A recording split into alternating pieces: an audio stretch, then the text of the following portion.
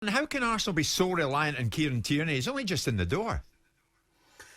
Well, because he's a driving force. Because he's the energy in the team. He wants to take it forward, and down that left-hand side, he's the only one getting to the byline.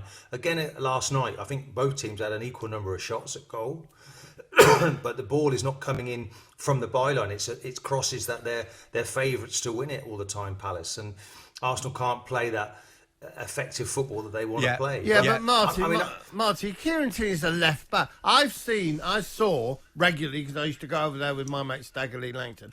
I saw the best fullback that Arsenal have ever had, the best left back they've ever had, without a doubt. And I include Ashley Cole in this, and that's Kenny Sansom. Now, Kenny Sansom was Kieran Tierney times 10. He was an incredible and yet he was only there to service Tony Woodcock and Charlie and these kind of players. Yeah. He wasn't the centre forward of the whole attack. Bob, the modern day fullback's role is different now.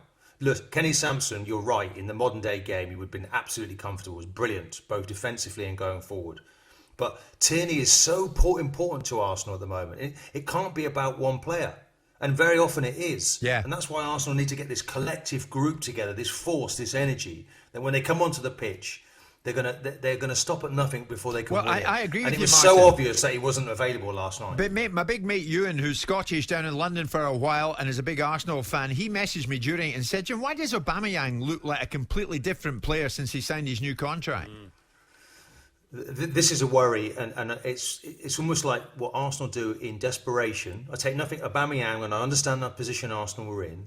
They roll out these contracts, these lengthy contracts. Now, when I take myself back to that period, honestly, as a player that was getting on in years, Wenger would speak to you the day after the season had finished to say, do you know what, how about another contract? Well, we just won a double, boss. So I was expecting you to speak to me at Christmas, but never mind. Okay, yes, I'm happy to sign it. Whereas we're jumping to give these players contracts way before the contract finishes.